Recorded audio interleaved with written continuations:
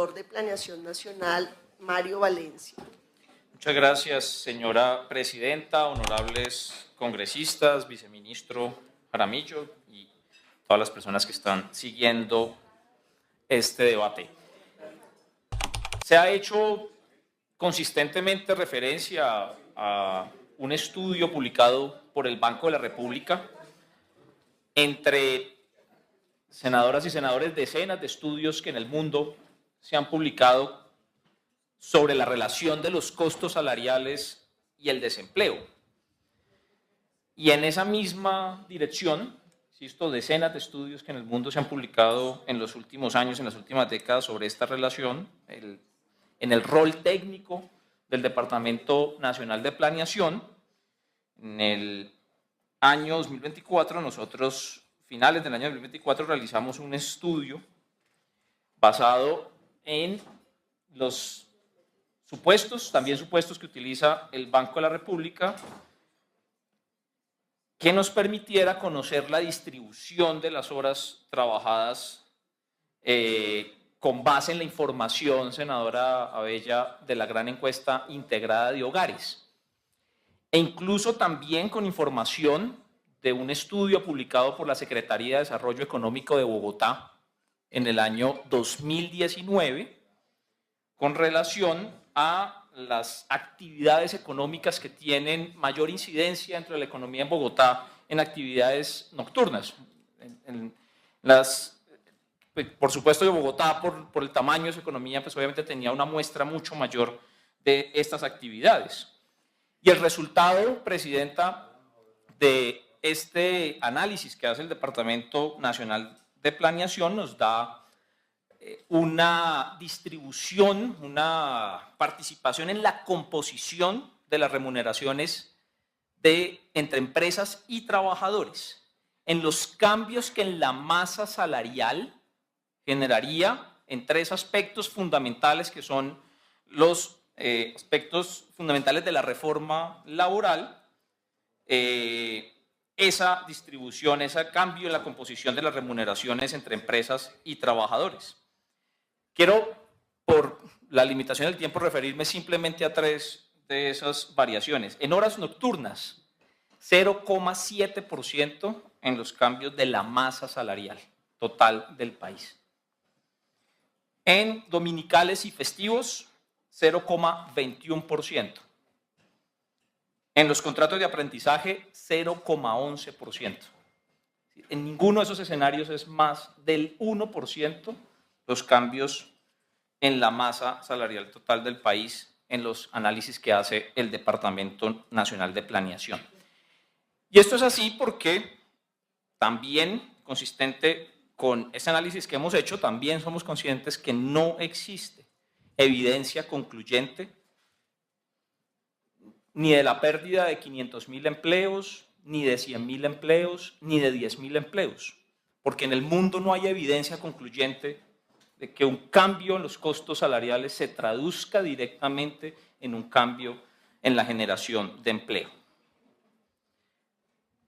A nivel internacional, más bien la literatura de lo que da cuenta y la evidencia de lo que da cuenta es que esas relaciones entre el salario y la cantidad de empleos, por ejemplo, a nivel internacional, tiende a permanecer estable cuando el empleo tiende a permanecer estable cuando hay aumentos del salario mínimo, porque las empresas adoptan otros mecanismos de ajuste o ganan eficiencia para evitar la pérdida de puestos de trabajo. Para una empresa, perder puestos de trabajo es costoso, porque ese conocimiento, esas habilidades se pierden. Entonces las empresas se ajustan para evitar que la primera reacción sea el aumento del desempleo, presidente. Y además hay suficiente evidencia, incluso en el estudio de Alejandro Gaviria del año 2004, así sean solamente 2 años, la literatura tiene evidencia y hasta el día de hoy de que son la demanda efectiva, son las expectativas de mayores ventas y son las ganancias de productividad las que determinan en última instancia las decisiones de contratación por parte de las empresas. no son los costos salariales, o por lo menos no de manera determinante o no de manera concluyente. En cambio, en Colombia sí tenemos ya resultados reales, tenemos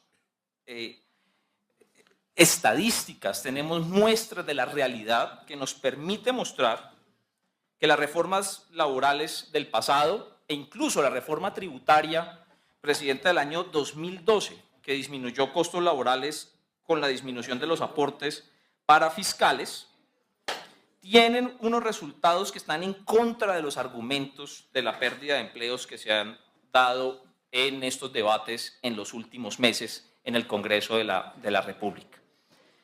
¿Qué hicieron esas reformas? Estas fueron reformas orientadas a reducir costos salariales y eso generó un impacto en el mercado laboral, senador Lemos.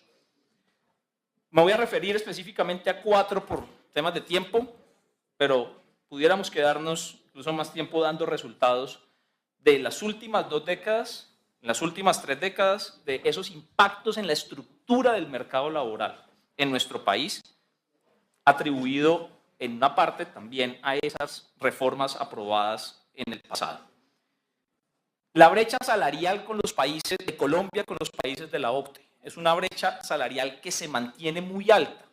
La brecha salarial de Colombia en promedio con los países de la OCDE es de entre $3.000 y $4.000 mensuales.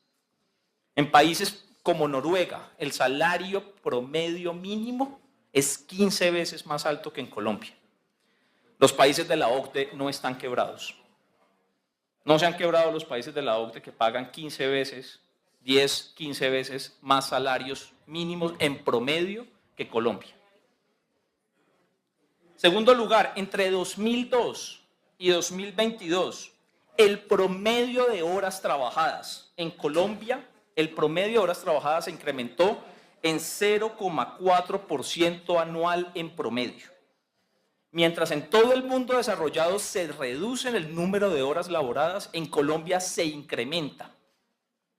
Y en ese mayor número de horas no estamos produciendo más, porque ya también se ha discutido en este escenario, senadora, que la productividad de Colombia dentro de ese grupo de países de la OCDE es la más baja, pero no porque trabajemos muy poco. Somos el país de la OCDE que más horas trabaja y el que menos produce. Así que aquí hay una discusión fundamental alrededor de la productividad y de la productividad también de las empresas, que incluso Confecámaras, en un estudio del año 2024, un estudio reciente, revela que un incremento de 1 punto porcentual en la productividad significaría un incremento del 37% de la sobrevivencia de las empresas en Colombia. Hago referencia a eso porque la sobrevivencia de las empresas de Colombia es muy bajo. En un periodo de 5 años, alrededor de 2/3 partes de las empresas que nacen en Colombia no siguen operando. 2/3 partes en un periodo de 5 años. O sea que aquí la precariedad del mercado laboral también tiene un reflejo en la precariedad de la estructura empresarial de nuestro país. Y por último, ¿qué pasó entre esa relación entre el mercado laboral, la estructura del mercado laboral y las empresas? De nuevo, entre el año 2002 y el año 2022, la remuneración de los asalariados como porcentaje del Producto Interno Bruto cayó 4,2 puntos porcentuales.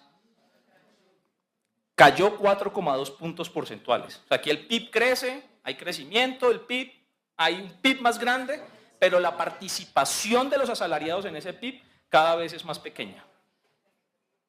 Y en cambio, el excedente bruto de explotación y el ingreso mixto, de otra forma, el beneficio de las empresas se incrementa en 1,7 puntos porcentuales.